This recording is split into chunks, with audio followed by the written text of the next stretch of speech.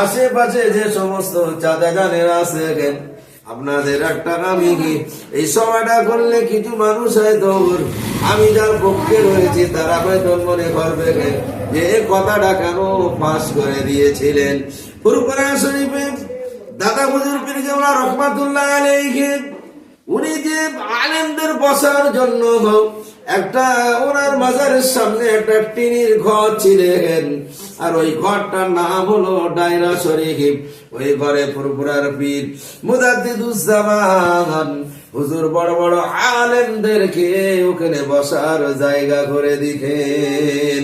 অনেক আলেমেরা ওখানে রয়েছে।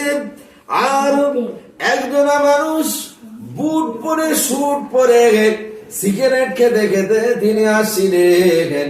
আর আমার ফুরফুরার পীর আবু বকর সিদ্দিক ওই বুট পরা কোট পরা মানুষটাকে ওনার গায়ে চাদরটা দিয়ে আর ওনার ডায়রা শরীফে বসিয়ে দিয়েছিলেন। একবার জোরে বলুন সুবহানাল্লাহ।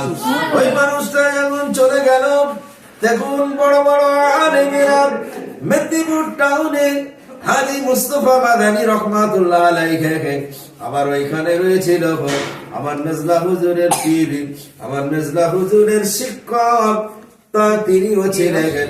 কিন্তু না না না, এই মানুষটা যখন চলে গেল, দেখুন অন্য আলেমেরা বলছিলেন, দাদা হুজুরকে বলছিলেন, হুজুর এই মানুষটা স্যুট পরে বুট পরে রয়েছে, কিন্তু এই মানুষটাকে আপনার চাদর মুবারকটা দিয়ে কেন একে এত সম্মানিত করলেন? অত স্যুট বুট পরে রয়েছে। দাদা হুজুর বিরিবিবলা বললেন, ও আমার আলেমেরা শুনে রাখুন, এই যে বুট স্যুট পরে আসছিলেন ইনি হলেন বড় পীর সাহেবের বংশধর। আর বড় পীর সাহেব কবর থেকে উকি মেরে দেখছিলেন যে দাদা হুজুর আমার আওলাদের সাথে কি ব্যাপারটা করে। তাই আমি বড় পীর সাহেবের বংশধর হিসাবে আমার চাদরটা দিয়ে আমার চাদরের উপরে ওকে বসতে দিয়েছিলাম। একবার বলুন সুবহানাল্লাহ। কিন্তু ফুরফুরা শরীফের কিছু নজর, আমরা মূর্খ মানুষ, আম মানুষ, কিন্তু এরা সেই সব গুলো জানে না গো। এরা এই শুধু নজওয়ানেরা, তরুণেরা, আব্বারা নারে তাকবীর আল্লাহু আকবার একটা কোরআনের ব্যাখ্যা করে না। সামান্য এই কথাটা হয়ে গিয়েছে, এই লাইফটা যার কাছে যাবে ভাইজান, যদি কথাটা একটু আপনি শোনেন তাহলে ফুরফুরার কিছু গোপন তত্ত্ব পেয়ে যাবেন। তার মানে ফুরফুরার পীর আবু বকর সিদ্দিক একজন পীরের আওলাদকে তিনি অসম্মান করেনি গো। সে বুট পরে স্যুট পরে এসেছে, তবু ফুরফুরার আবু বকর হুজুর পীরের আওলাদ হিসেবে তাকে সম্মান দিয়েছে। কিন্তু আপনি এমন হয়ে আপনারা এমন ব্যবহার করছেন, কিছু মানুষ আপনাদের আর সম্মান দিতে চায় না।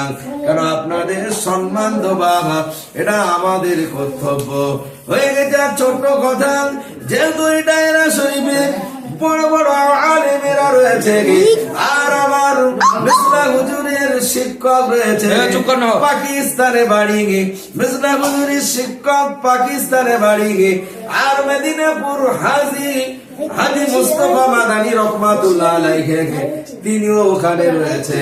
কিন্তু আমার মিসলা হুজুর মুফতি আযম ওনার ওস্তাদ বললেন, ওনার ওস্তাদ হাজী মুস্তাফা মাদানী রহমাতুল্লাহ আলাইহি কে বলছিলেন, ও হাজী মুস্তাফা মাদানী, আমার দাদা হুজুর এখন কোথায় রয়েছে?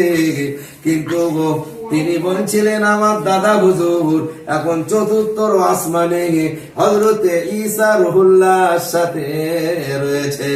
আমার মিসলা হুজুরের শিক্ষক বলছিলেন, নাউজুবিল্লাহ, কি এমন আড্ডুম বাড্ডুম বলছেন? দাদা হুজুর এখন চতুর্থ আসমানে রয়েছে। কিন্তু না না না, হাজী মুস্তাফা মাদানী হুজুর আমার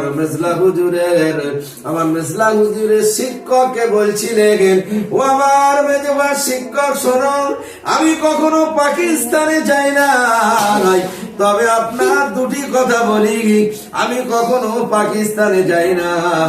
ও আমার মেজবা শিক্ষক, আপনি যখন ফুরফুরায় আসেন আপনি বাড়ি বাক্স অনেক টাকা রেখে এসেছেন, আপনার বাড়ির সামনে দুটো নারকেল গাছ রয়েছে নইলে দুটো তাল গাছ রয়েছে, আপনার স্ত্রী সবুজ কালার শাড়ি পরে রয়েছে আর আপনার স্ত্রীর অমুক জায়গায় কি একটা তিল রয়েছে।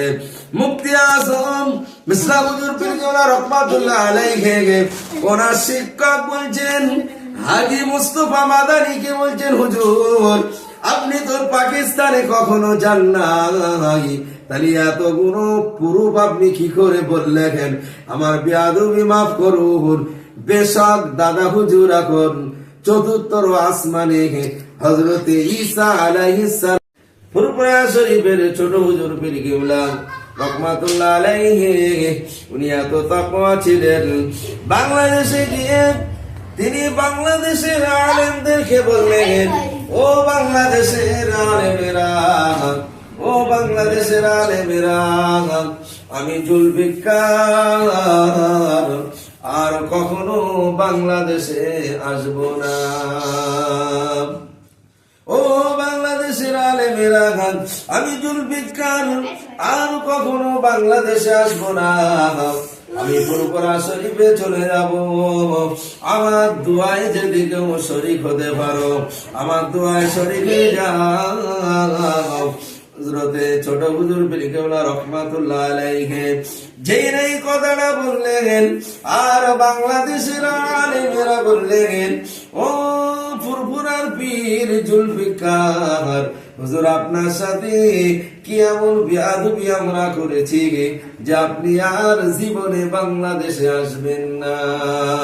কিন্তু আমার হুজুর বললেন, না না বাংলাদেশের আলেমেরা, আমার সাথে তোমরা কোনো বেয়াদবি করো না নাই, কিন্তু আমার কাছে মাত্র খবর রয়েছে এবার বাংলাদেশে আসতে গেলে পাসপোর্ট করা লাগবে, কিন্তু আমি জুলফিকার একটা নফল ইবাদত করার জন্য একটা হারাম কাজ আর করতে পারি না, এই জন্য আমি আর কখনো বাংলাদেশে আসব না।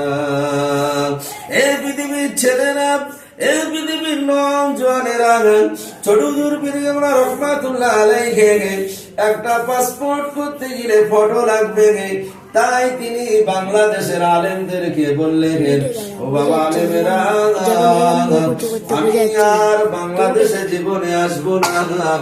কেন? বাংলাদেশে আসতে গেলে একটা পাসপোর্ট করতে হবে, আর পাসপোর্ট করতে গেলে ফটো লাগবে, কিন্তু একটা নফল ইবাদত করার জন্য একটা হারাম কাজ আমি করতে পারবো না। কত তাকওয়া অমনি করে ওটা কেটে দাও, বেশি বড় হয়ে লোক দেখবে না।